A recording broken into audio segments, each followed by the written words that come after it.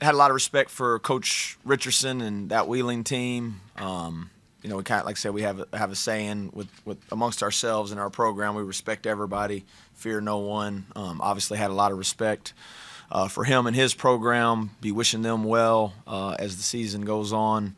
Appreciate everybody. It came out on a Sunday afternoon for an exhibition. NFL Sunday, homecoming weekend.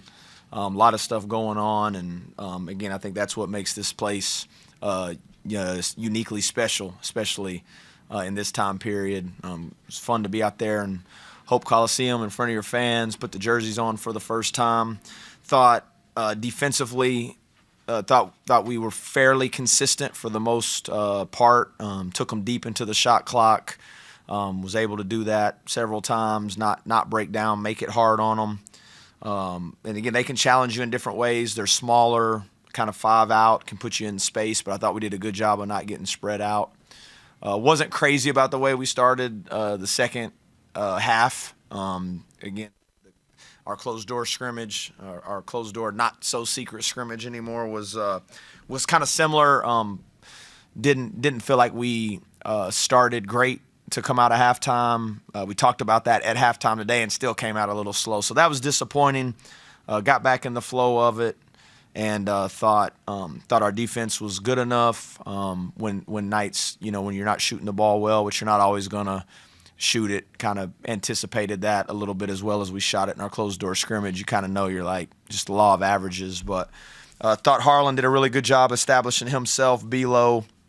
And I think that can be a plus for this team, as you will have to decide: are you gonna play those guys solo when they get into the post, or are you gonna bring help and then you open up some 3-point shooting? So all in all, it was great to be out there, and in a lot of ways, glad that it's over. Questions, please. For us, the Mountain East is known for its tempo, the high tempo, high offense. Do you get a sense of that from just how Wheeling played? Yeah. I mean, they came in averaging close to 80 points a game last year, and in their scrimmage, they scored a ton of points, and they play with really good pace. And again, they can spread you out and drive you. And I thought our guys did a good job of getting back in transition. Obviously, in basketball, it's not like football. You don't have your offense on the field and then they run off and then your defense comes in. So I thought our offense for the most part did a good job of taking good shots, and you get to balance the floor and you don't give up a lot in transition. And did, like I said, contested well. They made some tough ones and turned them over. I thought we did a good job turning them over 9 times at half. Wish we could have been a little more active in the second half, but all in all, on defensive end, was pleased overall with our effort. Yeah, Huff had plus 25, plus minus. What's his impact like on the floor, even when he's not having his best shooting night? Yeah, I think he's mentioned it in some press conferences. There is a gravitational pull when he's on the floor. People are going to have to know where he is, and Eagle staff's the same way, so they can still impact the game in other ways, and that's a large, in part, why they came here.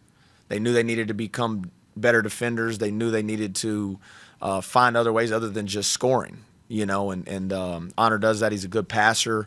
He opens things up for the rest of his teammates because, you maybe take one player that's just going to stay really close to him, and now Harlan's on the benefit of just having one-on-one in the post with a smaller defender, and that's a good, again, just a good indicator of how bought in he is, in my opinion, that on a night where he was not shooting it well, that he still had an impact to find, the best, the highest plus minus of anybody in the game. Coach, outside of maybe a few minutes here and there, Honor and Eagle staff weren't really on the floor a lot together, by design or just maybe looking at something there. Just nothing planned out. We knew we were going to play, a lot of guys. We knew we were not going to try to stretch anyone's minutes super far. So a lot of it was just organically the way the game came on. Nothing specifically, nothing planned. And then sort of off that, so this was maybe kind of some type of picture of, when they're not hitting a ton of shots like you probably want them to. Okay, where else do we get, production from him. Yeah. And then, I mean, that's maybe kind of the story. Yeah, I definitely. Again, I think because they have so much gravity, if you choose to play very special, close attention to them, then you're gonna play our forwards one-on-one. Whereas in our closed door scrimmage, the team, Maryland, they double team the post, and those guys are also good passers. Like Harlan's a very good passer, Belo's a very good passer. All those guys are very good passers. Probably at times a little too unselfish, for me. But it's a great habit, and so I think you do get into that. Like you're gonna have to pick your poison a little bit, and again, I'm not been doing this a little while, and so I certainly know we're not going to make 23s every time we step out on the floor. And they had good looks, they had good looks, and that's why our whole team wants them to keep shooting them, and no one even bats an eye. If you could get them, right? 23s. That would be nice. That would be nice. Make my job a lot easier. What did you not like about your defense today? I didn't like the way we started the second half. I thought early on we had them in some really tough spots, and we kind of had like ticky-tack fouls to put them on the line. Again, when as much movement as they have, and it's literally like 5 out on the floor and everybody's moving, there were a few possessions where I felt like the longer the possession went, then you also saw the white jerseys getting spread out, and that's when you get driven. If you were to look at the possessions where we forced shot clock violations or made really difficult shots, it's usually because our defense was really intact and you kept the ball out of the paint. You made them make a tough shot. And they made a couple tough shots, but over the course of 40 minutes, that just isn't going to beat you. So it was really the start of the second half was disappointed in. A couple silly fouls in the first half, which maybe is to be expected, a little jittery, a little anxious. But all in all, I thought our effort was fairly good on the defensive end. First win at Hope Coliseum, first country roads. How special was that for you? Yeah, it was incredible. You see it on TV, and again, I'm a fan of college basketball and college sports in general. So I've seen lots of big Monday games in here, and lots of big wins that I wasn't a part of, and to actually be in it instead of just witnessing it was really cool, man. And again, I mentioned to my wife who's in town, even last night at the football game, and I know Coach Rodriguez and them aren't having the type of year that they want to have or the type of year that they will have in the future, but to still see 54,000 people show up, in the midst of a tough stretch, to me, is what can separate us and what gives us a distinct advantage when everybody's looking for advantages. What is our advantage is that we have one of the most passionate, one of the most loyal fan bases, and they keep showing up and they keep supporting you. So it was awesome to be out there and experiencing it firsthand. Coach, what are your positives and negatives from both your exhibition game and your closed-door scrimmage? I felt like both times our togetherness was really good. I thought our bench was good. I thought our guys are legitimately playing for each other and playing for, West Virginia, and not playing for themselves or out there trying to do things that we don't normally see them do in practice. That's kind of what you're measuring a lot of this stuff. You're looking at body language. Again, you're not always going to play. We played about as good offensively as you could have in the closed-door scrimmage. I mean, we had like 23 assists and 4 turnovers. I've never seen anything like that, especially this early in the year. We have 4 turnovers when we're running 5-on-0 offense in practice. But even today, when shots weren't going on, you didn't see anybody. If you miss a shot and you are very theatrical, you look to the sky, look at Jesus, like, why am I missing? And that's kind of more an internal response to missing shots, instead of missing a shot and then just looking right over a hoop. Hey, man, good pass. I'll make the next one. Yes, you will make the next one. Now you're kind of seeing a connected group. Bringing Brennan from North Texas, what was it like getting him his first career start in college? Yeah, it was. I didn't even think about that. But that was. I'm happy for him. Obviously I'm thrilled he came, with us. I mean, he could have went to a lot of places, could have went just about anywhere in the country, honestly, and he hopped in that portal with a do not contact in, and so I know he talks about how grateful he is for our coaching staff, and equally as grateful for him. And he's put a lot of work in. He's matured.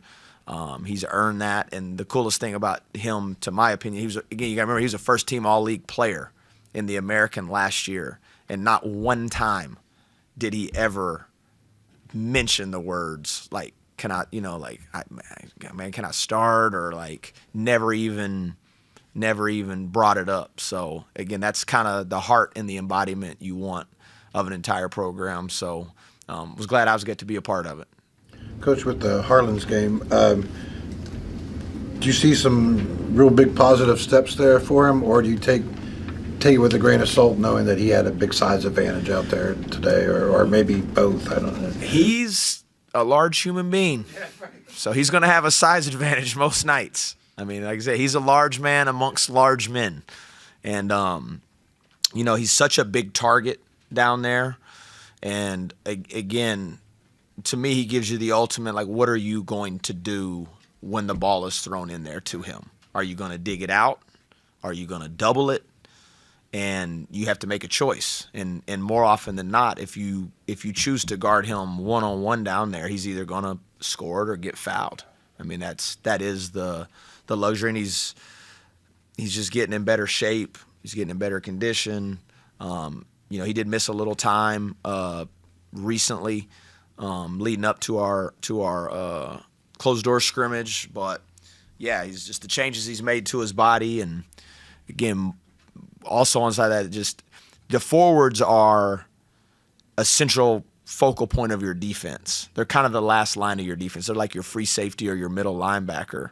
And so even his ability defensively to be where he's supposed to be in our ball screen coverages and kind of be a foundational piece down there was been fun to see. When you see him guarding on the perimeter, I mean, like you said, he's a big guy. Yeah.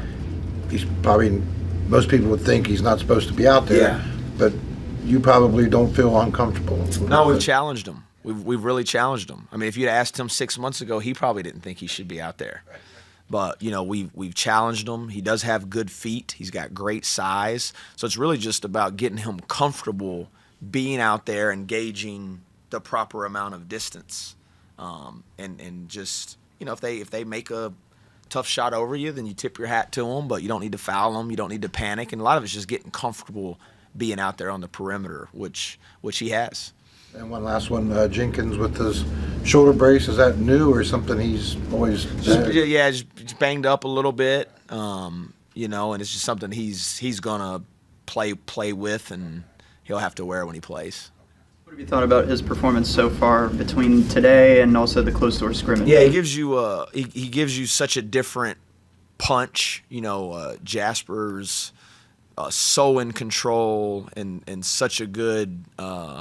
He's an old school Chevy. He's just gonna body blow you, and he's methodical, and Amir gives you kind of like that downhill burst presence. And I thought as the game went on, he played better and played better. A little nervy like to start the game, which they should be. Like I was telling him all the time, if you don't have a little nervousness, then you're not like alive. So I think he settled in, and you saw his ability to really get in the paint and then find people when he gets in there. How important will this film study be leading into next Tuesday's game? Yeah, we gotta have like our best week of practice. We gotta have our best week of practice, and take what you can take from this on both sides of the ball, and learn from it, and then add to our package of what we like to do. And because once Tuesday gets here, you won't have much time for practice. I mean, I don't know it specifically, but I'm pretty sure it's like Tuesday, Thursday, Sunday, Thursday, Monday, Friday, Sunday. So it'll be very important. Anything else? Do you lean on Jasper and Brennan to be leaders on the floor because they've been with you and they know kind of the situations that you like to do stuff in? Yeah, Yeah, and both those guys have really grown into that role. They believe in what we're doing, so it's easy. You know, if you really believe in something, and you have the same level of belief in it that I do, then you take ownership in it. And so to see them like come in last year and they're just trying to figure it out, and now try to help other people figure out. They've been a great conduit. And if you think positionally, they kind of play Jasper's with the guards, Belo's with the forwards, so you kind of have a bookend on both ends that can help those other guys. And hey, like this is don't listen to how he say it, listening to what he's saying it, and can really help facilitate that message behind the scenes. Note as well, how important is it kind of coming into this new situation with so many new players for WVU, having a point guard specifically that you can trust? Yeah, it's everything in a lot of ways, and more than anything, I've mentioned this in the past. Like Jasper has probably the best intangibles of any player that I've been around in my 23 years of college coaching, and he's the same guy. Whether we win and he scores 20 or we lose and he was bad, he's the same guy the next day. He'll sit in here and answer all criticism and take the blame. And that's almost as important. Do I trust him on the floor? Absolutely.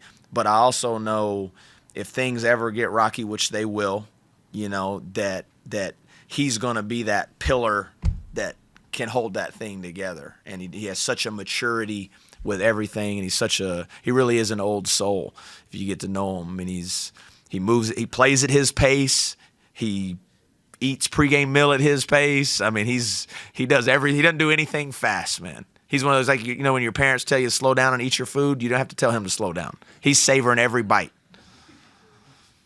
Hey, Ross, what changes without Chance the next couple of games, and Jackson any closer? Do you have like a timeline on him? I think we'll have an exact timeline on Monday, a little bit more. You're really just trying to get the strength back in it and the flexibility. But he's on schedule, ahead of schedule with that stuff. You're just kind of a race against time. And then we'll definitely miss Chance. There's no if and buts about that. And really you lose a versatile piece.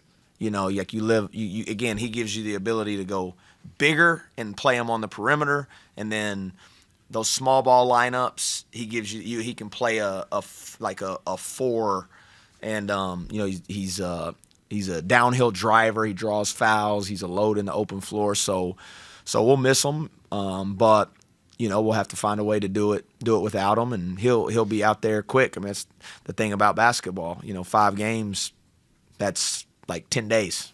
It's not like football where you got to wait, a month and a half to get the 5 games. They'll come fast and they'll come furious. Someone that can do that, like swing role, like Morris, for example. Yeah, I mean, you're gonna have you'll see. I think you'll see more traditional 4-guard lineups, and obviously you'll be looking to extend some of these other guys' minutes a little bit. I mean, Harlan only played 18 minutes tonight. DJ played 16, so you'll have an increase in some of those lineups, and then you'll have like traditional 4-guard lineups, whether it's Amir, Honor, Trey, Morris, Jasper, Trey, Morris. I like just that combination of the 4 guards, and then you got the young guys like Jaden, Forsythe, you saw what he's capable of, and trust him, and he's getting better defensively, and that's where you're going to earn minutes with us. And he works really hard, and he wants to be coached, and that's what you love about him. Coach, thank you. All righty, thank y'all.